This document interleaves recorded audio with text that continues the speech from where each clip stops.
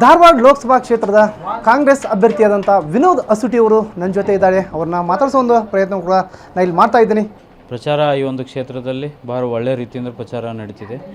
ನಮ್ಮ ನಾಯಕರ ಸಮ್ಮುಖದಲ್ಲಿ ಮತ್ತು ಕಾರ್ಯಕರ್ತರ ಒಂದು ಸಲಹೆ ಮೇರೆಗೆ ಪ್ರತಿಯೊಂದು ವಾರ್ಡನ್ನು ತೆರಳಿ ಅಲ್ಲಿದ್ದಂಥ ಮತಬಾಂಧವರಿಗೆ ನಮ್ಮ ಪಕ್ಷಕ್ಕೆ ಆಶೀರ್ವಾದ ಮಾಡಿರೋಂಥ ಮುಖಾಂತರ ನಾವು ಆಶೀರ್ವಾದಕ್ಕೆ ಅವ್ರು ಕೂಡ ಕೇಳ್ತಿದ್ವಿ. ಪ್ರತಿ ಮನೆಯನ್ನು ತೆರಳಿ ನಮ್ಮ KICC ಅಧ್ಯಕ್ಷರಾದಂಥ ಮಲ್ಲಿಕಾರ್ಜುನ್ ಖರ್ಗೆ ಅವರು ರಾಹುಲ್ ಗಾಂಧಿಯವರು ಕೊಟ್ಟಂಥ ಗ್ಯಾರಂಟಿ ಕಾರ್ಡ್ಗಳನ್ನು ಮನೆ ತಲುಪಿಸಿ ಅವ್ರಿಗೊಂದು ವಿಶ್ವಾಸವನ್ನು ಹೇಳ್ತಿದ್ವಿ. ನಿಮ್ಮ ಗುಡಾಗ ನಮ್ಮ ಪಕ್ಷ ಯಾವಾಗಲೂ ಇರ್ತೈತಿ.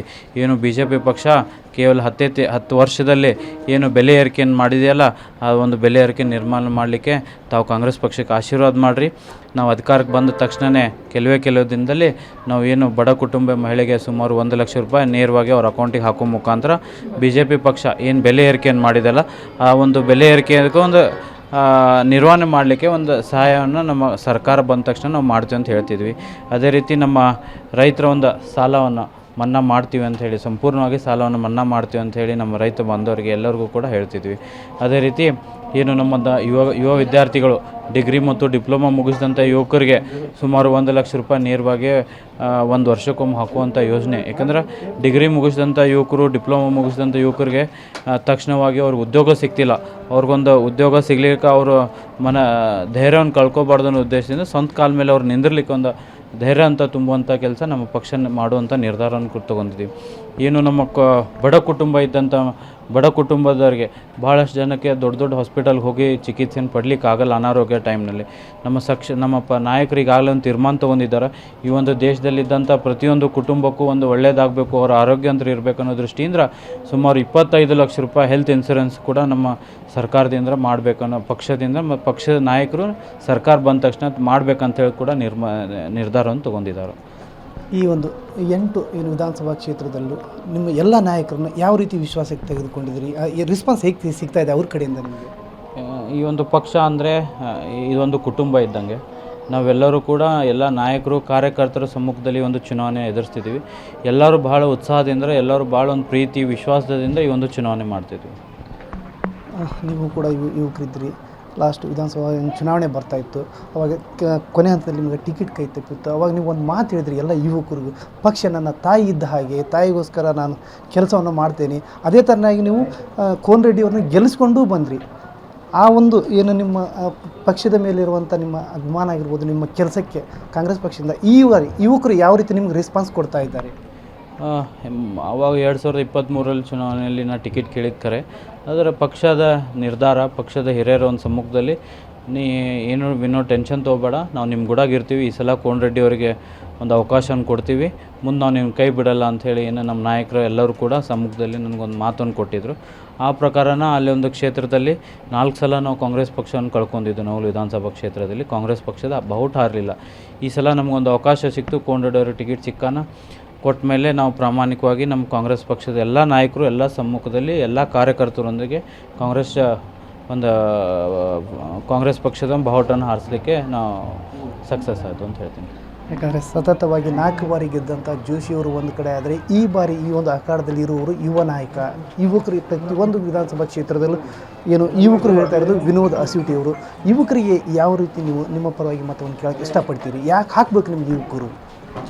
ಈ ಒಂದು ಚುನಾವಣೆ ಬರೀ ಪ್ರಹ್ಲಾದ್ ಜೋಶಿ ಅವರು, ವಿನೋದ್ ಅಸುಟಿ ಅವರ ಚುನಾವಣೆ ಅಲ್ಲ. ಈ ಒಂದು ಚುನಾವಣೆ ಕಾಂಗ್ರೆಸ್ ಪಕ್ಷ ಮತ್ತು BJP ಪಕ್ಷದ ಒಂದು ಚುನಾವಣೆ. ಮತ್ತು ಈ ಒಂದು ಚುನಾವಣೆ ಒಂದು ಸುಳ್ಳು ಮತ್ತು ಒಂದು ಸತ್ಯದ ನಡೆಯುವಂಥ ಚುನಾವಣೆ. ಯಾಕಂದ್ರೆ ಕಾಂಗ್ರೆಸ್ ಪಕ್ಷ ಯಾವಾಗಲೂ ನುಡಿದಂಥ ನಡ್ಕೊಂಡು ಬಂದಿದ್ವಿ. ಎಕ್ಸಾಂಪಲ್ 5 ಗ್ಯಾರಂಟಿಗಳಾಗಿರ್ಬೋದು, ನಾವು ಮಾತು ಕೊಟ್ಟಂಥ ನಾವು ನಡ್ಕೊಂಡಿದ್ದೀವಿ ರಾಜ್ಯದಲ್ಲಿ ಕೂಡ. ಅದೇ ರೀತಿ BJP ಪಕ್ಷದ ನಾಯಕರು ಏನು 2014ರಲ್ಲಿ ನರೇಂದ್ರ ಮೋದಿಜಿಯವರು ಮಾತನ್ನು ಕೊಟ್ಟಿದ್ರು. ಏನಂದ್ರೆ ಈ ಒಂದು ನಾನು ಅಧಿಕಾರಕ್ಕೆ ಬಂದ ತಕ್ಷಣ ಸುಮಾರು ಪ್ರತಿ ವರ್ಷ 2 ಕೋಟಿ ಉದ್ಯೋಗಗಳನ್ನು ಸೃಷ್ಟಿ ಮಾಡ್ತೀವಿ ಅಂತ ಹೇಳಿದರು ನಮ್ಮ ರಾಷ್ಟ್ರದ ಜನತೆ ಮುಂದೆ.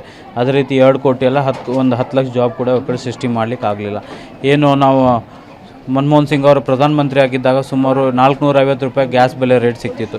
ಈಗ ಸುಮಾರು ನೀವು 1200 ರೂಪಾಯಿಗೆ ತೊಗೋಬೇಕಾಗ್ತೈತಿ.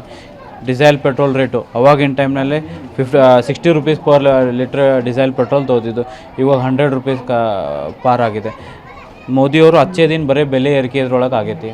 ಆದರೆ ಮೋದಿಯವರು ಅಚ್ಚೇ ದಿನ ಬರೀ ಸುಳ್ಳು ಭರವಸೆ ಕೊಡೋ ಮುಖಾಂತರ ಮತಗಳನ್ನು ಹಾಕ್ಸ್ಕೊಂಡು ಅಧಿಕಾರಕ್ಕೆ ಬರೋ ಮುಖಾಂತರ ಅವ್ರ ಅಧಿಕಾರನ ಅನುಭವಿಸಿ. ಆದರೆ ನಮ್ಮ ಕಾಂಗ್ರೆಸ್ ಪಕ್ಷ ಇವಾಗ ಯಾವ ರೀತಿ ನಾವು ಮಾತು ಕೊಡ್ತೀವಿ, ಯಾವ ರೀತಿ ನಮ್ಮ ಪ್ರಣಾಳಿಕೆ ಹೇಳುವಾಗ ನಮ್ಮ ಅಜೆಂಡಾ ಇರ್ತೈತೆ, ಅದೇ ರೀತಿ ಆಶೀರ್ವಾದ ಪಕ್ಷ ಅಧಿಕಾರಕ್ಕೆ ಬಂದ ತಕ್ಷಣ ನಾವು 100% ಮಾಡ್ತೀವಿ ಅಂತ ಹೇಳ್ತೀವಿ.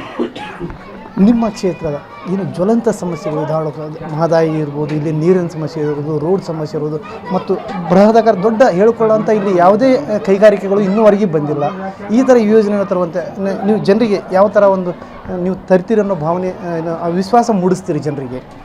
100% ಈ ಒಂದು ಕ್ಷೇತ್ರದ ಜನರು ನಮ್ಮ ಪಕ್ಷಕ್ಕೆ ನಮ್ಗೆ ಆಶೀರ್ವಾದ ಮಾಡಿ ಅವ್ರಿಗೆ ವಿಶ್ವಾಸವನ್ನು ಕೂಡ ಕಾಂಗ್ರೆಸ್ ಪಕ್ಷದ ಕಡೆ ಯಾವಾಗಲೂ ಡೆವಲಪ್ಮೆಂಟ್ ನಾವು ಮಾಡ್ಕೊಂಡು ಬರ್ತಾರೆ. ಪಕ್ಷ ಯಾವಾಗಲೂ ಎಲ್ಲ ಸಮಾಜದ ಪರವಾಗಿ, ಎಲ್ಲ ಧರ್ಮದ ಪರವಾಗಿಯೂ ನಮ್ಮ ಪಕ್ಷ ಇರೋದು ಅಂಥೇಳಿ ಜನರಿಗೆ ಆಗಲೇ ಗುರ್ತಿದೆ. ಅದೇ ರೀತಿ ಈ ಒಂದು ಭಾಗದಲ್ಲಿ ನಮ್ಮ ಬೆಂಗಳೂರು ಬಿಟ್ಟರೆ ನೆಕ್ಸ್ಟ್ ನಮ್ಮ ಉತ್ತರ ಕರ್ನಾಟಕದಲ್ಲಿ ದೊಡ್ಡ ಜಿಲ್ಲೆ, ದೊಡ್ಡ ಅನುಕೂಲತೆ ಟ್ರಾನ್ಸ್ಪೋರ್ಟೇಷನ್ಗಾಗಿರ್ಬೋದು, ಬಿಸ್ನೆಸ್ ಪರ್ಪಸ್ ಇರೋದನ್ನು ನಮ್ಮ ಹುಬ್ಳಿ ಧಾರವಾಡ ಅಂಥೇಳಿ ಎಲ್ಲರಿಗೂ ಗುರ್ತಿದ್ದಂಥ ವಿಷಯ.